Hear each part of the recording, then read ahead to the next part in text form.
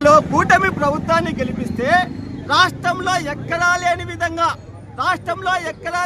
మన Anantapuram urban MLA 30 కోట్లు మేము పార్టీకి ఇచ్చాము, 30-40 కోట్లు మేము ఓట్లకు ఖర్చు పెట్టాము, ఓట్లకు డబ్బులు ఇచ్చి గెలిపించుకున్నాము, మేము ఒక 500 కోట్లు 1000 కోట్లు సంపాదించుకోవాలని ఈయన ప్రతి నెల నుంచే స్టార్ట్ చేశాడు. మొదటి నెల నుంచే అలెగ్జాండర్ ఓటల మీద పడ్డాడు, మాకు పెట్టిన డైలీ సూట్లు కావాలని. అదేవిధంగా అనంతపురం నగరంలో వాళ్ళకి తెలుగుదేశం పార్టీకి సంబంధించినటువంటి బ్రాందీ షాపులు వచ్చినా దౌర్జన్యంగా నాకే కావాలన్నాడు. మరి బ్రాందీ షాపులు లిక్కర్ షాపుల్లో తేడాలు వస్తే చంపుతామని వాళ్ళకి సంబంధించిన లీడర్లకి వెదవాడిచ్చాడు. అదేవిధంగా ఆస్ట్రా హాస్పిటల్ డబుల్ రిజిస్టర్ చేసి తాళాలేసి దౌర్జన్యం చేశాడు. అదేవిధంగా బ్రాహ్మిన్స్ దాదాపు మరి శారదానగర్లో 3 కోట్ల రూపాయల ఆస్తిని చనిపోతే బంధువులు మాది చనిపోయిన ఆస్తుల్ని బంధువులు ఎట్లా పీక తింటాయో వారి ఆస్తుల్ని గద్దల్లాగా గత్తకపోవడానికి గంగారం వాళ్ళ మనుషులు చనిపోయిన ఆస్తులు మున్సిపల్ ఆఫీసులో ఈరోజు వాళ్ళ పేరు మీద ట్యాక్సులు చేసుకుంటున్నారు. గుడుబుక్కల వారు పాపం చీరలు పాత చీరలు అమ్ముకొని రూపాయి కొనుక్కొని ప్లాట్ చేసుకుని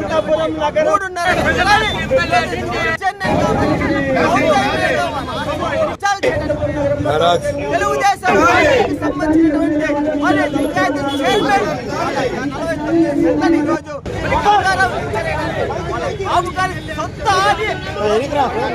అదేవిధంగా అనంతపురం నగరంలో రజకులు 2 కోట్ల ఆస్తి అక్రమంగా సాలార్ భాష జిల్లా అధ్యక్షుడు 9:30 జలశక్తి నగర్లో బండలు పడ్డారు. కళ్యాణదుర్గం రోడ్డుకి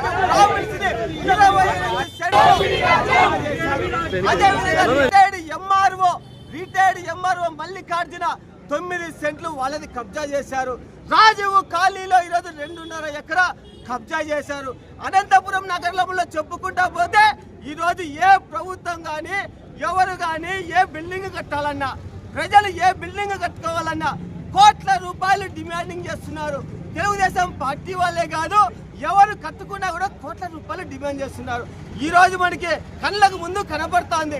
ప్రభాకర్ రెడ్డి వాళ్ళ పిన్నమ్మని ఇంజనీరింగ్ కాలేజ్ దగ్గర క్లీన్ చేస్తా అంటే మళ్ళీ ప్రభాకర్ రెడ్డి వాళ్ళు పోయి అన్న ఇది ప్రభాకర్ రెడ్డి అంటేనే వెంటనే అక్కడి నుంచి పలాయనం చిత్రగించి, ఎందుకంటే ప్రభాకర్ రెడ్డి ముడుస్తా కొడతాడు కదా, వాళ్ళకి అంగుబలం ఉంది కదా, వెంటనే అక్కడి నుంచి వెళ్ళిపోయినాడు. మళ్ళీ పాపం ఎగ్జిబిషన్ వాడు ఏం చేస్తాడు, పేదవాడు వాడు రూపాయి కోసం పని చేసావని వాడిని నాశనం చేసి 20 కోట్లు. అదేవిధంగా నంబుద్రి వెంట వాళ్ళు ఖమ్మంలో తెలుగుదేశం పార్టీకి 40